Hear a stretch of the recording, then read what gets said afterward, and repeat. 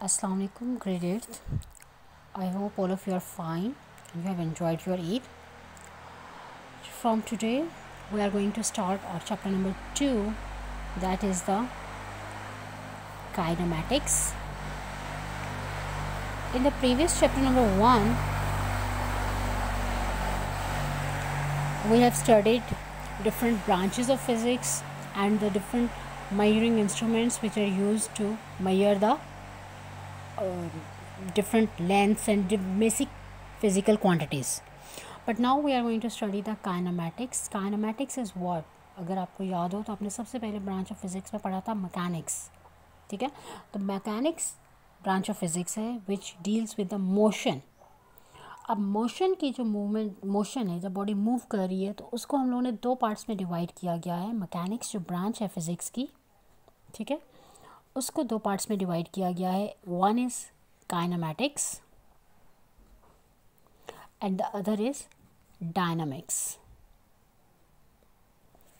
Kinematics क्या होता है? Kinematics is the motion of a body without the factors affecting it. जो surroundings के डिफरेंट फैक्टर्स हैं, जैसे अगर एक बॉडी मूव कर रही है तो वो थोड़ी देर बाद रुक जाती है. क्यों रुकती है? ठीक है, जब हम बॉडी को किसी को अपवर्ड थ्रो करते हैं वो वापस ज़मीन पे क्यों आती है? तो ये जो कॉजेज़ हैं जिसकी वजह से मोशन प्रोड्यूस्ड हो रही है या मोशन स्टॉप हो रही है, इन कॉजेज़ को हम डिस्कस नहीं करेंगे. We will just study about the motion. Kinematics में will just study about the motion, the body, how the body is moving. ठीक है, और डायनामिक्स में हम स्टडी करते हैं that when the body is moving what is the changes occurs. ठीक है, बॉडी कैसे तेज़ मूव करना स्टार्ट कर देती है, कब उसकी स्पीड आहिस्ता हो जाती है, ये सारे फैक्टर्स हम लोग डायनामिक्स में पढ़ेंगे. But now we are just study about the kinematics. Kinematics में सबसे पहले जो टॉपिक हमारे पास आ जाएगा that is the rest and motion. अगर इसको आप स्टडी करते हैं रेस्ट एंड मोशन को, तो रेस्ट क्या होता है? जैसे आप बैठे हुए हो, यू आर सिटिंग. ठीक है, अब आप बैठे हुए हो, अपनी सराउंडिंग्स के respectively you are at rest. लेकिन अगर कोई पर्सन आपको सपोज आसमान स्पेस में से ऑब्ज़र्व कर रहा है, चांद पे से ऑब्ज़र्व कर रहा है, तो उसके लिए तो आप मोशन में हो क्योंकि आप अर्थ के साथ मूव कर रहे हो, अर्थ मूव कर रही है तो आप भी मूव कर रहे हो. सो रेस्ट पोजीशन क्या होती है कि जब आप रेस्ट पर हो, आप अपनी सराउंडिंग्स के रिस्पेक्टिवली अपनी पोजीशन चेंज नहीं कर रहे, दैट इज़ रेस्ट. और मोशन कि आप अपनी सराउंडिंग्स के रिस्पेक्टिवली अपनी पोजीशन चेंज कर रहे हो. जैसे गाड़ी मूव कर रही है तो गाड़ी की मूवमेंट जो है वो एक मोशन क्रिएट कर रही है. अब यहीं से आपके पास एक एग्जांपल याद आती है कि समटाइम्स इट हैपन्स कि at a time body rest पे भी होती है और मोशन पे भी होती है. For example there is a passenger.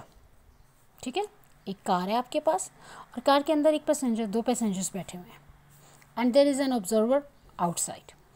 अब ये दोनों पैसेंजर्स जो हैं, ये passenger number 1 and this is passenger number 2. Passenger number 1 जो है वो with respect to it is at rest. वो रेस्ट पर है क्योंकि 1 भी मूव कर रहा है, 2 भी मूव कर रहा है, बस भी मूव कर रही है. जब गाड़ी मूव कर रही है तो इसका मतलब है कि वो दोनों भी उसके साथ, गाड़ी के साथ मूव कर रहे हैं, लेकिन गाड़ी के अंदर बैठे हुए एक दूसरे के लिए वो लोग रेस्ट पोजीशन पे हैं.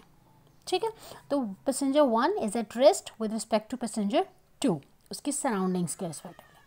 लेकिन ये पैसेंजर 1, ये जो ऑब्जर्वर बाहर खड़ा हुआ है पैसेंजर 3, इसके respectively it is in motion. तो रेस्ट एंड मोशन जो होती है that totally depends upon its surroundings. अगर आप रेस्ट पर हो, जैसे आप अमूमन गाड़ी में सफ़र कर रहे हैं, ट्रेन में सफ़र कर रहे हैं, तो आपको ऐसे लग रहा होता है जैसे आप तो रेस्ट पे हो लेकिन बाहर से दरख्त तेज़ी से मूव कर रहे हैं, बाहर की चीज़ें तेज़ी से मूव कर रही हैं, जबकि वो भी रेस्ट पर होती हैं. वो मूव नहीं कर रहे, आप मूव कर रहे होते हो. So it totally depends upon your surroundings. इसके साथ हमारा नेक्स्ट टॉपिक आ जाता है that is the types of motion.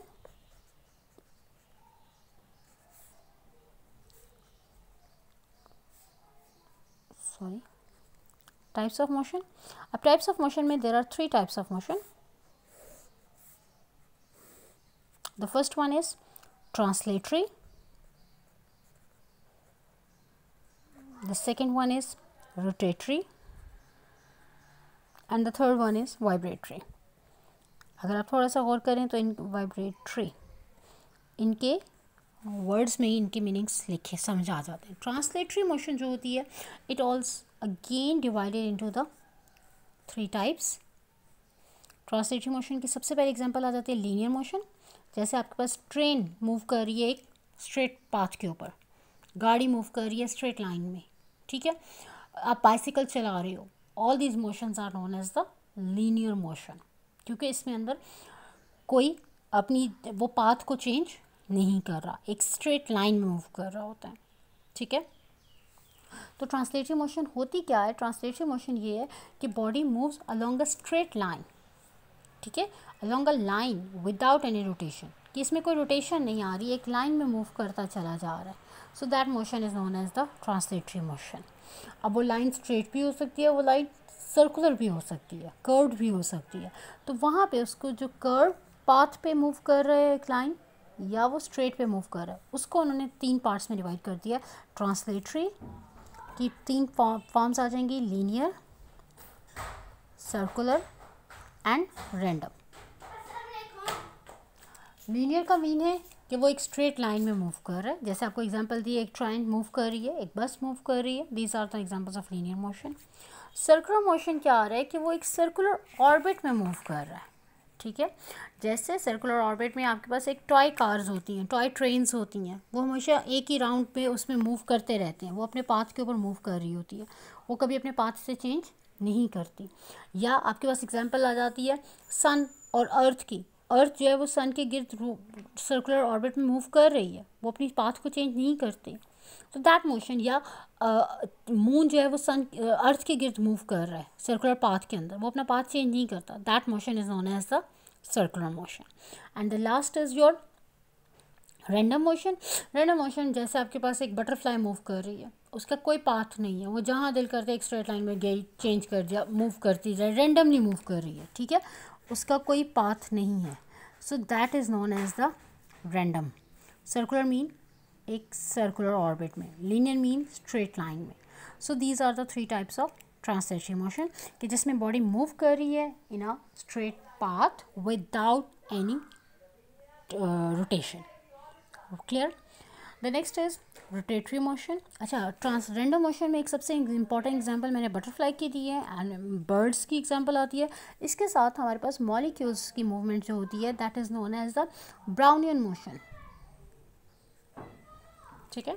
जो ब्राउनियन मोशन, जो गैस मॉलिक्यूल्स की मूवमेंट होती है, वो रैंडमली मूव करते हैं, लेफ्ट राइट अप डाउन, कोई उनकी पाथ नहीं होता, that motion is known as also the example of random motion.